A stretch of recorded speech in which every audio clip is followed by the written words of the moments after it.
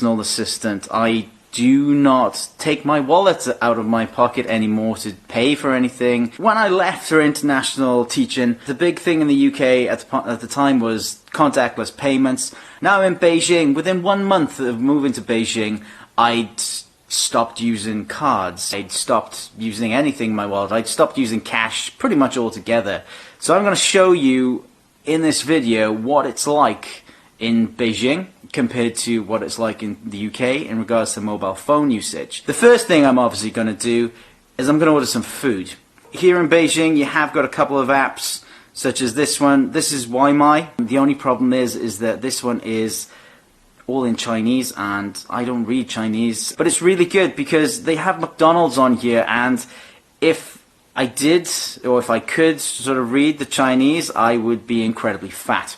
So instead, what I'm going to do is I'm going to use a different one which is called Sherpas. And what I'm going to do is I'm going to order some Mexican for lunch. There you go, there's Pizza Tex-Mex. It's only 294 meters away. But why would I walk that distance when someone would bring it to me? I'm going to order some chimichangas. So add to cart. Press order. Yep, there you go. 45 minutes, 71 kwai. Pay. I'm going to pay with WeChat, because everything here runs through WeChat or Alipay. Job done. Now all I got to do is sit back and wait. Nom, nom, nom. So I guess this is just ordering food, but what about other things like daily life, like traveling around? Well, DJI released their Osmo Pocket today, so I'm going to see if I can get hold of one. Come with me. First I'm going to eat this. So, one of the best ways and easiest ways to get around Beijing is the tube.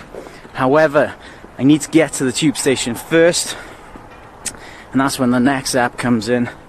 This is Mobike. There's other bike sharing apps out there. Ofo, Blue Go was one. I don't know if it's still around. It kind of went under, but I still see them around. And this one tells me where the nearest bike is. And let's go find that one and utilize it. There's one. QR codes are king here. Or should I say QR codes are queen. You simply scan the QR code with the app. It should then unlock this part. And we're good to go. Let's go to the tube station. You do have to have about 6 set of eyes, mind, if you are on a bike share in Beijing. It's a bit like the wacky races. I love it. When you're done, you just rock your bike up on the side of the road, and then just put that back to locked. And that cost me 1 RMB, which is like 10 pence. Okay, alright, just go across this road and then we'll be on to the station. So as I said, QR code is king here, or queen, sorry. So on to my next app. I'm now using what's called Ruby Pay. This is the one to allow me to use the subway. And there it is, my QR code, which I'm going to scan at the gate, pay for my ride, which again is going to be like 20 pence. So here you go, here's the gates. Scan my QR code there. You can also touch NFC on that one. And we're through. Line 14. This way.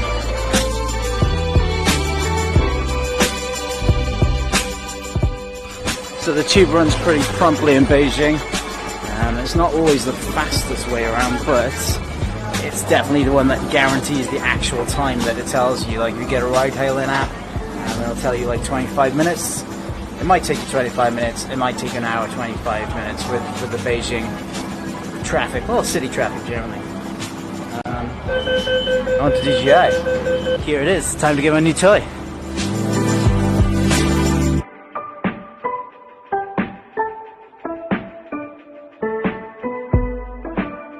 So yeah, here it is. Wanted one of these for a while, so I'm going to buy this today. I'll show you how we do that as well.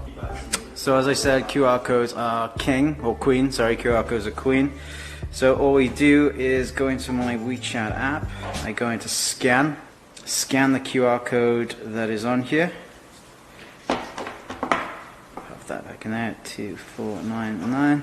Ni hao. Once the total's in there, I just press pay.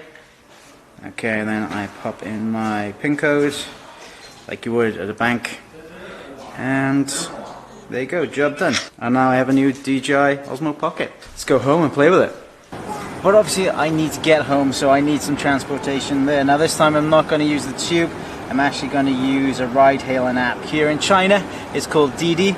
It's pretty much like any other ride-hailing app that you see around the world. I let it find where I am or the nearest pickup point. I put in my home address as to where I want to go. I'm just going to use an express because I'm not worried about being posh. So I'm just going to call them. And here we go. My ride is on his way. Exactly the same as before. And now we just got to wait for Gao to come and pick us up. 2 minutes away.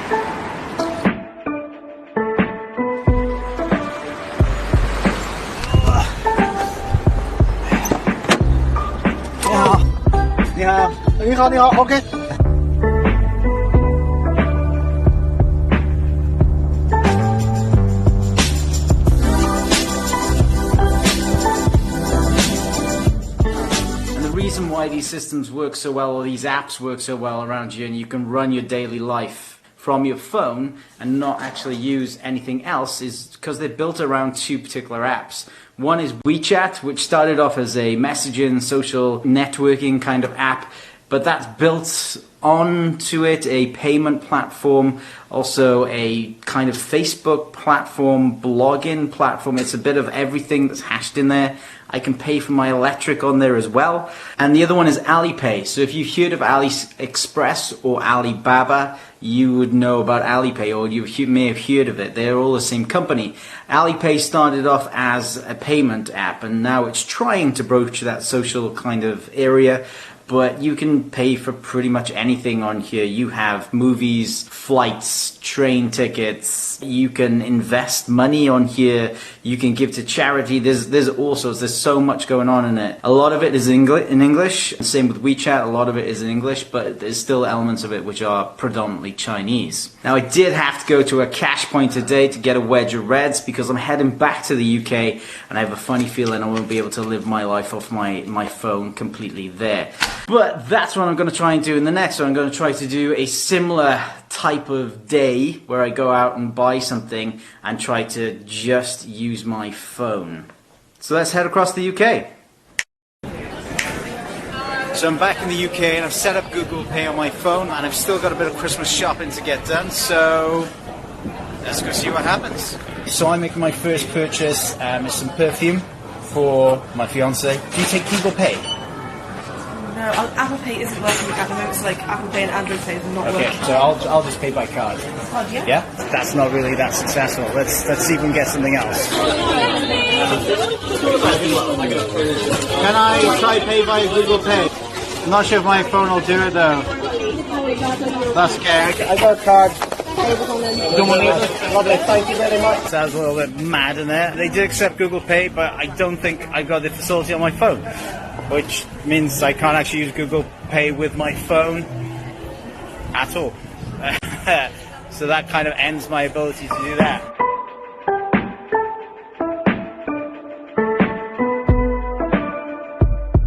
It turns out that my phone doesn't work with Google Pay because it's a little bit cheap and a little bit old. So that means it eradicates anyone with a cheaper old phone, whereas Alipay and WeChat doesn't. As long as you've got a camera, Alipay and WeChat will work on it. Google Pay doesn't seem to be so. So instead, what I'm going to do now is I'm just going to go around and see who takes Google Pay. Just ask them straight up. Quick question, do you take Google Pay here? Yeah, but if we do. Do you take Google Pay here? Yeah, man. Do you take Google Pay? Yes! So, Crossy, do you guys take Google Pay? Yeah, we do. Do you take Google Pay here? I don't think we do, no. Look what I found. Just a quick question. I saw you had a Union Pay finally take Union Pay. Do you take WeChat and Alipay as well? We haven't been set up for that yet. We've been had a few people asking about it. Okay. So after asking around in the UK, electronic payments via your phone is quite widely accepted via Apple Pay or Android Pay. It just doesn't seem to be as well used by most people. They're still using chip and PIN cards. Being back in the UK and using cash money as well was a weird, like almost going back in time regression kind of feeling, because paying with pieces of paper and pieces of metal just seemed a bit archaic, and I had so many pieces of metal in my pocket at one point that I actually paid for an entire meal for two of us with what I had in change, which is just bonkers. So the main difference that I could see in the UK compared to Beijing was that the integration is there in the UK, but it just doesn't seem to be that easy to use. Here, if you've got a phone with a camera and a screen, you can go about your daily business, you can buy things, you can travel around the city. You're not really hindered, whereas in the